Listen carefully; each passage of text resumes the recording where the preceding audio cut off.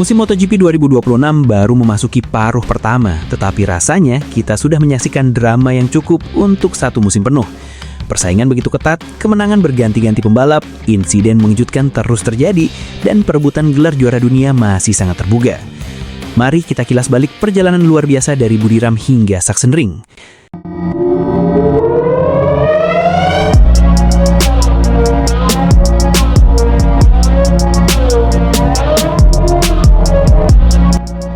Segalanya dimulai di Grand Prix Thailand. Pedro Acosta langsung mengirim pesan kepada seluruh rivalnya dengan memenangkan sprint race yang penuh kontroversi. Setelah duel sengit melawan Marc Marquez, keputusan steward mengubah hasil balapan dan membuka jalan bagi Acosta meraih kemenangan. Sejak seri pembuka, MotoGP sudah memperlihatkan bahwa musim ini tidak akan mudah ditebak. Meskipun di main race, Bezzecchi berhasil menjadi juara. Memasuki Brazil, Marco Bezzecchi menunjukkan kelasnya bersama Aprilia. Ia tampil begitu dominan dan membawa Aprilia meraih hasil 1-2 bersama Jorge Martin. Kemenangan tersebut sekaligus mempertegas bahwa Aprilia bukan lagi sekedar penantang, melainkan ancaman serius dalam perebutan gelar juara dunia. Dominasi Bezzecchi berlanjut di Circuit of the Americas. Ia kembali menang dan bahkan mencatat rekor luar biasa dengan memimpin balapan selama lebih dari 100 lap secara beruntun. Namun di sprint race, Jorge Martin membuktikan dirinya mulai menemukan chemistry bersama Aprilia dengan kemenangan dramatis atas Francesco Bagnaia. Drama semakin memanas saat MotoGP tiba di Jerez. Sprint race berlangsung penuh kekacauan, sementara balapan utama menghadirkan cerita berbeda. Marc Marquez mengalami kecelakaan di awal lomba, sehingga kesempatan emas terbuka bagi adiknya Alex Marquez. Di hadapan publik Spanyol, Alex berhasil meraih kemenangan emosional yang menjadi salah satu momen paling berkesan musim ini. Lemang kemudian menjadi panggung bagi Jorge Martin. Setelah penantian panjang, sang juara dunia akhirnya meraih kemenangan Grand Prix pertamanya bersama Aprilia. Lebih istimewa lagi, Aprilia berhasil menguasai podium dengan finish 1, 2, dan 3. Marco Bezzecchi finish kedua, sedangkan Ai Ogura mencatat sejarah dengan podium MotoGP pertamanya. Sementara itu, Marc Marquez harus absen akibat cedera setelah mengalami high side saat sprint race. Drama belum selesai ketika MotoGP menuju Barcelona. Balapan ini dipenuhi kecelakaan, 2 kali bendera merah, dan kekacauan sejak lap pertama.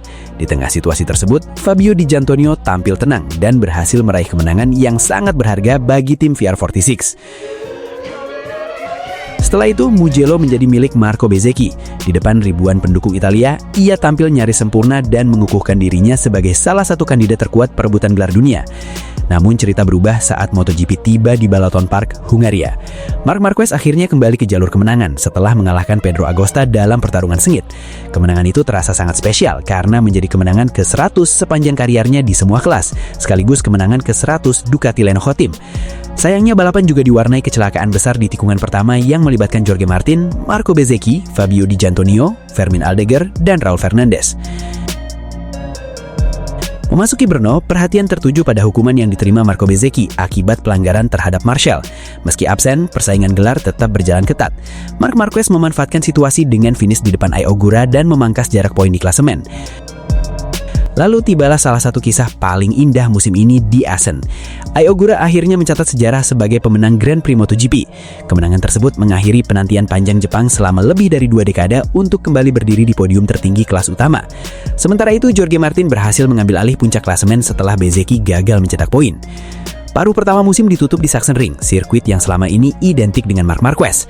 Pembalap Ducati Lenovo Team kembali menunjukkan mengapa ia dijuluki Sachsen King. Ia meraih kemenangan MotoGP ke-10 di sirkuit tersebut, sekaligus memangkas selisih poin di klasemen menjadi hanya 18 poin dari pemimpin kejuaraan. Kini persaingan menuju paruh kedua musim semakin menarik.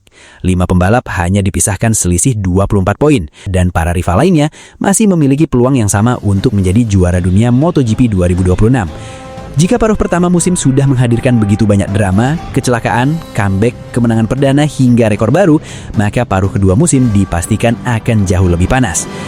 Menurut kalian, siapa yang paling pantas menjadi juara dunia musim ini? Tulis prediksi kalian di kolom komentar.